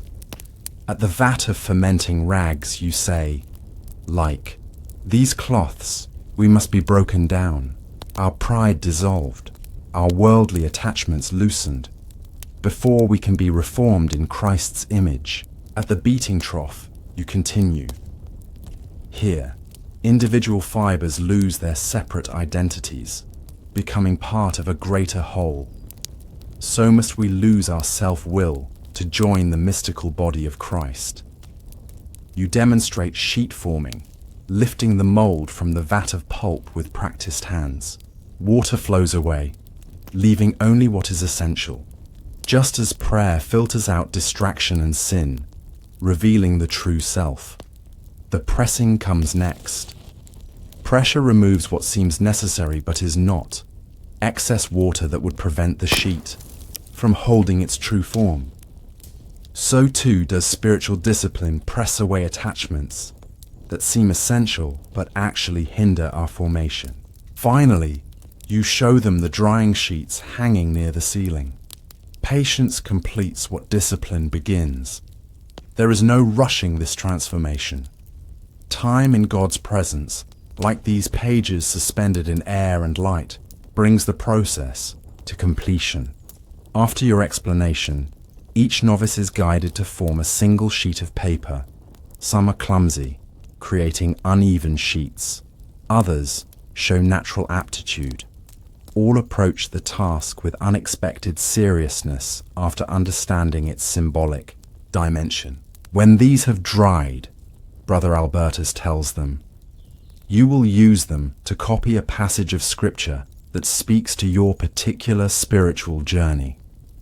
Keep this paper as a reminder that God is not finished forming you. That evening, alone, in your cell before Compline, you reflect on the day's events. Never before had you articulated the spiritual aspects of your craft so explicitly. The words came easily, as if they had been waiting within you for the right moment to emerge. In the weeks that follow, your expanded workshop settles into productive rhythm. The newly trained brothers gain confidence and skill. Production increases to meet both the Abbey's internal needs and external commissions, like the Archbishop's request. Your experiments with fire-resistant sizing show promising results. A mixture of gelatin, alum, and a small amount of egg white creates paper that resists both flame and water damage better than your standard product. When you demonstrate this to the abbot by holding test sheets over a candle flame, he watches with evident satisfaction as the treated paper chars but does not burst into flame like untreated samples. Excellent work, Brother Thomas, he says. Begin using this method for all paper intended for the library. Word of your innovations spreads beyond Fulda's walls.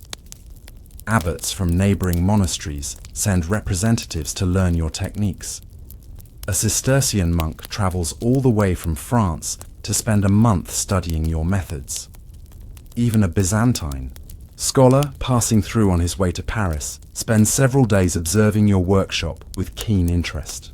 In Constantinople, he tells you through an interpreter, we still use parchment for most important works, but paper from Damascus and Baghdad has been known to us for centuries. Your European methods create a different character of sheet. Heavier, stronger. Very interesting indeed. As your reputation grows, so does your sense of responsibility. Each sheet that leaves your workshop may carry words that will shape minds and hearts for generations to come. This awareness brings both pride and humility. Pride in the quality of your craft. Humility before its purpose. Spring advances towards summer. The Archbishop's commission is completed ahead of schedule. 300 sheets of your finest paper, sized with the new fire-resistant formula, each one perfect in formation and finish. They are transported to Mainz with careful packing to prevent damage during the journey. 2 weeks later, a messenger arrives from the Archbishop, bearing a letter of thanks and an unexpected gift. A small book bound in red leather. Inside, you find prayers and meditations written specifically for craftsmen, with an inscription on the flyleaf in the Archbishop's own hand. To Brother Thomas of Fulda, whose hands transform humble materials into worthy vessels for divine wisdom. May God continue to bless your craft and those who receive its fruits. You place the book in your cell, where you can see it each morning upon waking, a reminder of purpose on days when the work seems merely repetitive, or when your aging body protests the physical demands of your craft. Summer brings increased production, as longer daylight hours and warmer temperatures improve both efficiency and quality.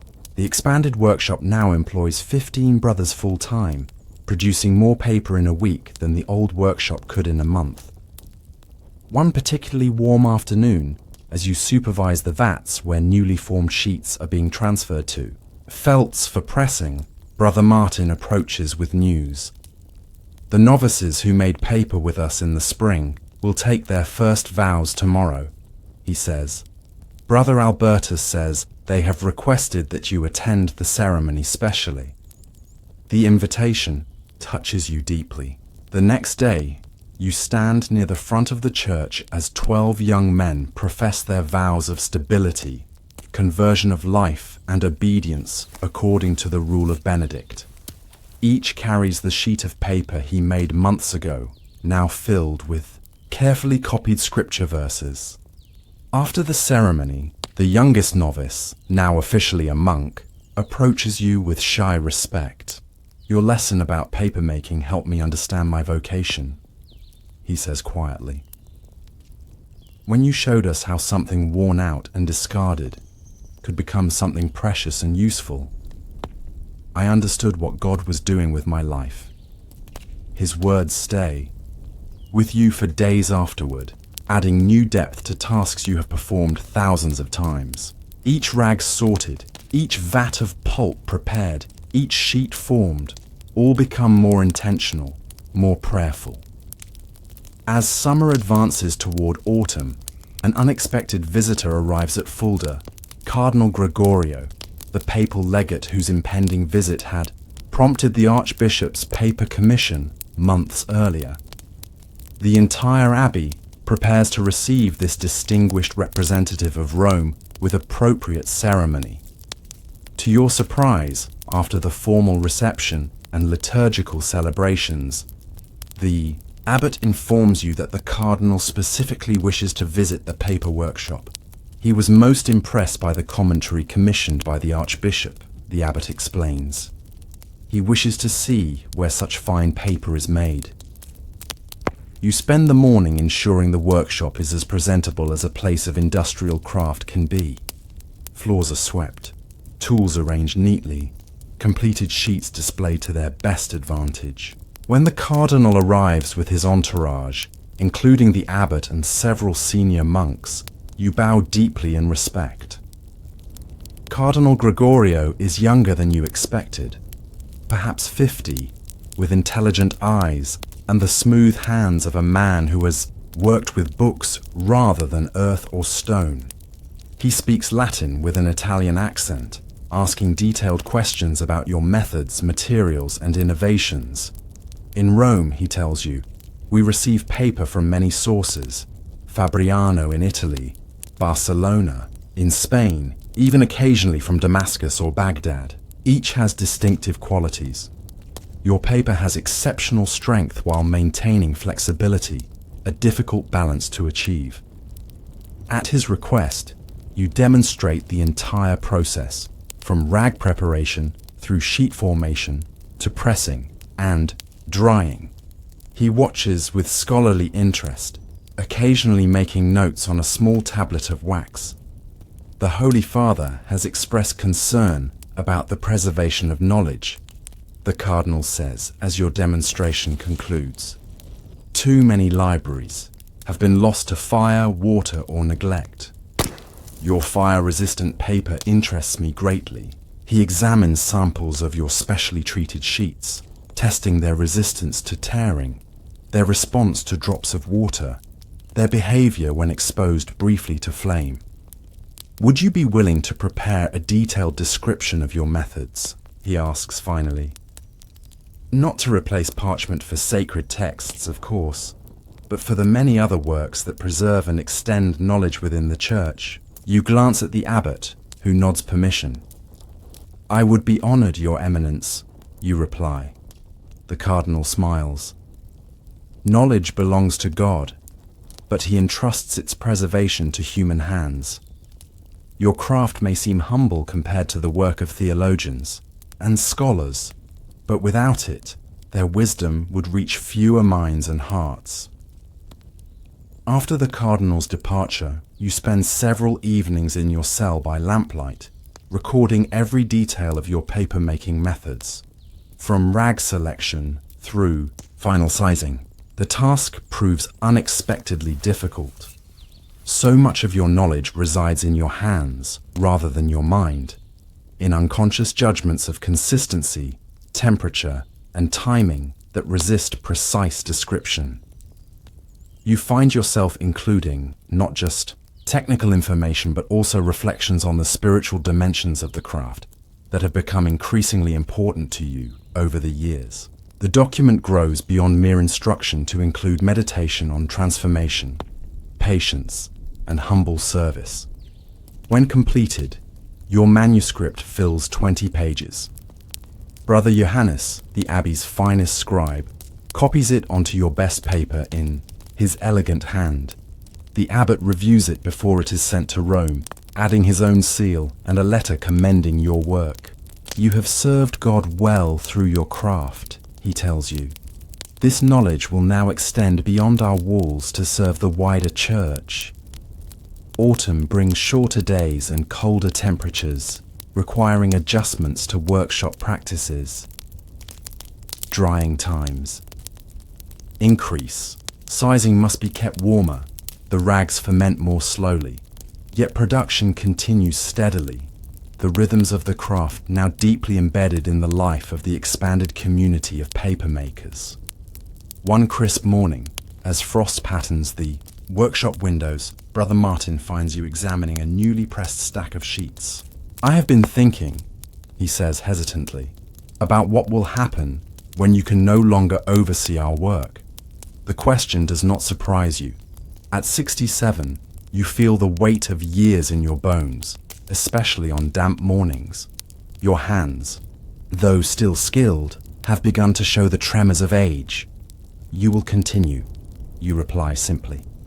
You have learned everything I know and discovered things I never thought to try. Brother Martin looks troubled.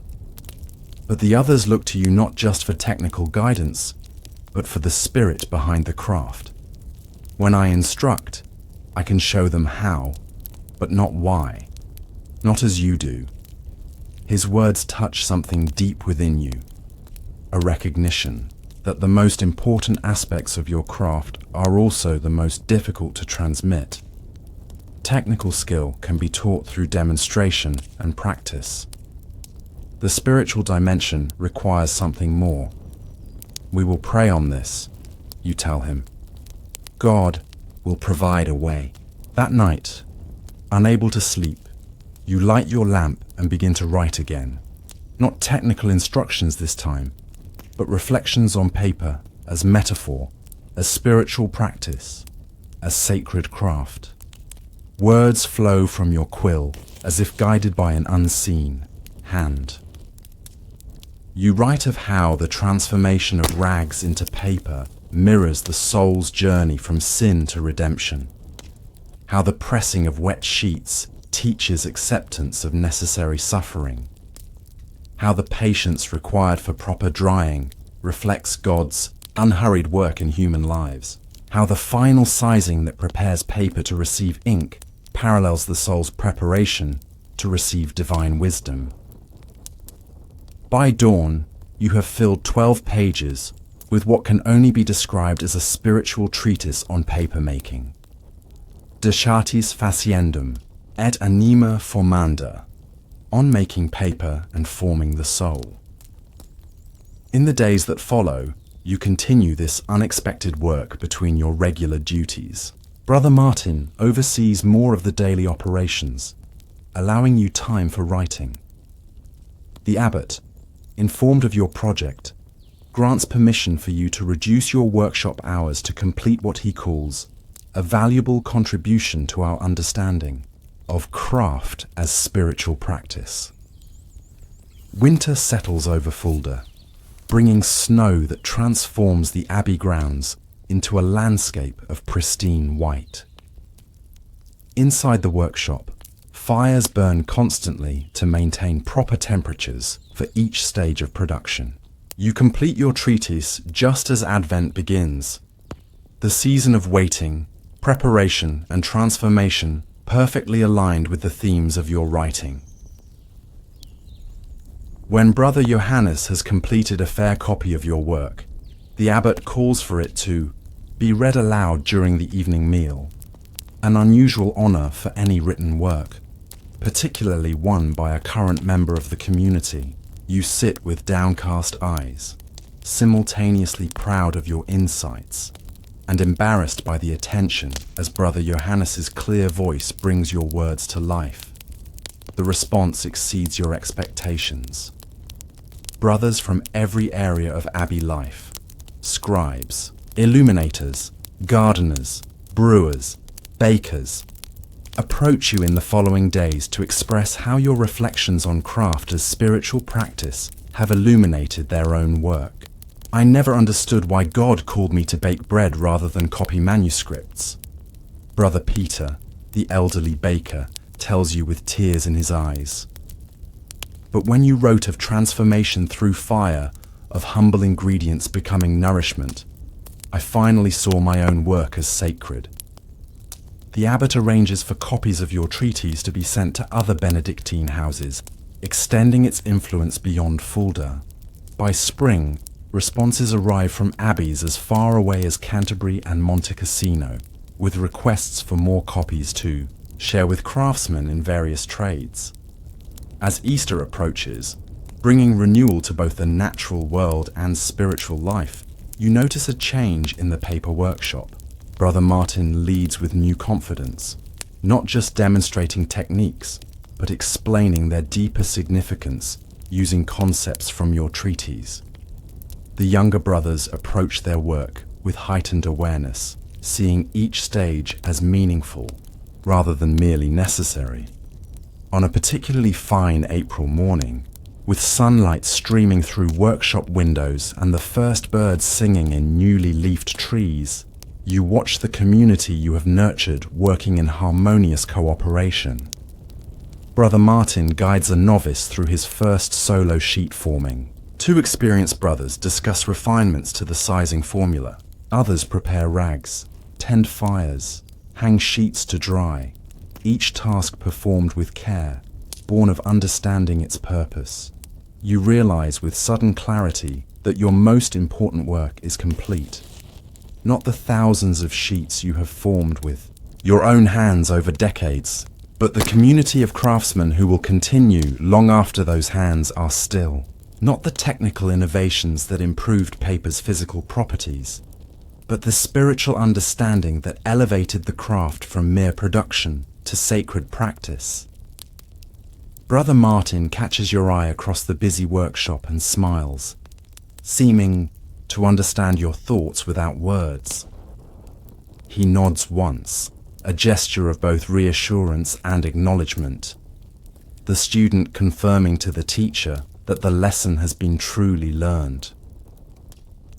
That afternoon, in the quiet of your cell, you pen a letter to the abbot requesting reduced duties as age increasingly limits your strength. You ask to serve as advisor to the paper workshop, rather than daily supervisor, allowing more time for prayer and mentoring younger brothers in the spiritual aspects of the craft. The abbot grants your request with characteristic understanding, adding a personal note of gratitude for your decades of service. Your hands have created vessels for God's wisdom, he writes, and now your words have created vessels for God's grace in the hearts of your brothers.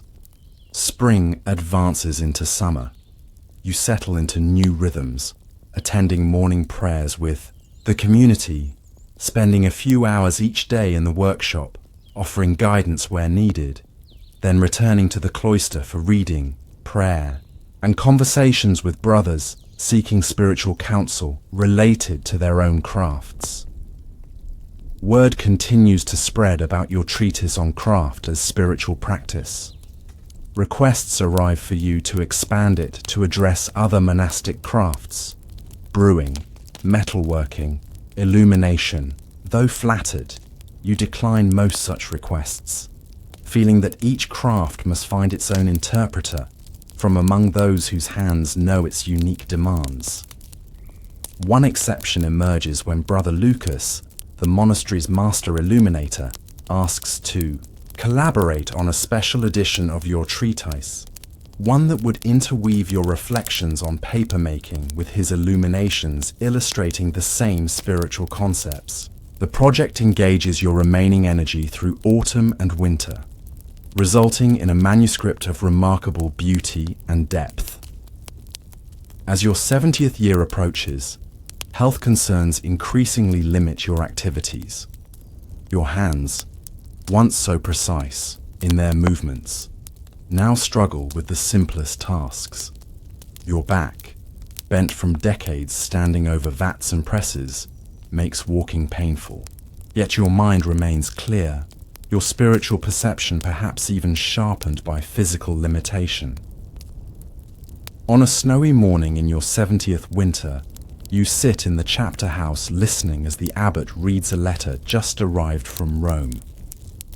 Cardinal Gregorio, remembering his visit years earlier, has shared your technical instructions and spiritual treatise with various monastic orders. A new Cistercian abbey being established in Portugal will include a paper workshop based entirely on your methods, dedicated to preserving knowledge at the western edge of Christendom. Thus does your work bear fruit far beyond these walls, the abbot concludes, nodding in your direction with rare public acknowledgement. That night, in the silence of your cell, you hold a sheet of paper up to your lamp's flame. The light shines through it, revealing the intricate network of fibers, each once part of separate cloths, now interconnected in a new whole that transcends its origins. You see in this simple sheet a reflection of the communion of saints, of the monastery community, of the great connected body of Christ that spans time and place. Your life's work has been to transform the humble into the worthy, the discarded into the valuable, the fragmented into the unified. Though your name may not be remembered by history as readily as those who filled these pages with sacred words or adorned them with gold and color, your craft has created the necessary foundation for their enduring legacy. In your final years, increasingly confined to your cell or the infirmary by the frailties of age, you receive regular visits from the paper workshop brothers. They bring samples of their latest work, seeking your approval or advice. More importantly, they bring questions about the spiritual dimensions of their craft. How to maintain mindfulness during repetitive tasks. How to see God's presence in each stage of the process. How to transform technical skill into devotional practice. On one such visit, a young brother who joined the workshop after you stepped back from daily management brings an unusual gift. A sheet of paper he has made incorporating threads from your worn-out habit, secretly collected when it was sent for laundering. So, that something of your physical presence remains in our work, he explains shyly. Just as your spiritual guidance remains in our practice. The gesture moves you deeply. That night, you use this special sheet to write one final addition to your treatise, a meditation on legacy and continuity, on how knowledge passes from hand to hand, generation to generation, like the sacred chain of apostolic succession that preserves the Church's teachings. Spring returns once more. From your window, you watch the abbey grounds transform from winter's austerity to spring's abundance. Apple trees in the orchard burst into bloom. Brothers bend to their work in the gardens, preparing soil for summer's growth. The stream that powers the paper workshop's hammers runs full with melted snow from the surrounding hills. On a particularly fine morning, with sunlight warming your aged bones and the scent of blossoms drifting through your open window, you feel a profound peace settle over you. Your craft, once merely a way to serve the monastery's practical needs, has become a vessel for spiritual understanding that will outlive your mortal body. Your hands, though now weak and trembling, have created thousands of pages that carry sacred wisdom. More importantly, they have guided other hands that will continue this work long after yours are still. Your insights, born from decades of practical craft overlaid with contemplative awareness, have helped elevate humble labor to sacred practice, not just for paper makers, but for brothers practicing many crafts in monasteries across Christendom. As evening approaches, Brother Martin visits, bringing a sheet of paper so perfect in its formation that it seems to glow in the late afternoon light. He holds it up to the window, and together you admire how the sunlight reveals the unity of its fibers. Thousands of individual strands, now inseparable in their new purpose. Like the body of Christ, you murmur, touching the sheet gently with one gnarled finger. Like the communion of saints, Brother Martin adds quietly. In that moment of shared understanding, looking at simple paper transformed by craft and illuminated by natural light, you see the completion of your life's work, not just in the physical product, but in the continuation of knowledge, in the transmission of both technical skill and spiritual insight, in the unbroken chain that connects past to future through the faithful work of present hands. Paper endures. Knowledge endures. The sacred practice of transformation, of rags to pages, of novices to masters, of earthly labor to spiritual offering, endures. And in this endurance, something of your spirit will remain alive in every sheet formed by hands you have guided, in every insight shared by minds you have helped illuminate. As darkness gathers and Brother Martin lights your evening lamp before departing, you offer a silent prayer of gratitude for the gift of craft that has shaped your decades of monastic life, for the opportunity to create vessels worthy of holding divine wisdom, and for the grace that transformed your own understanding of humble work into a pathway of devotion. The paper on your small desk glows softly in the lamplight, empty, yet full of potential, awaiting the words or images that will give it purpose. Humble, yet worthy of carrying truth to eyes, yet unborn. In its presence, you find the perfect emblem of your life's work and the promise of its continuation long after your own journey reaches its end. Thank you for spending this quiet time with us, drifting through forgotten echoes of history. If this story brought you peace, please like, subscribe, and share it with someone who needs rest. We'd love to hear from you in the comments below. Until next time, sleep well, dream softly, and good night.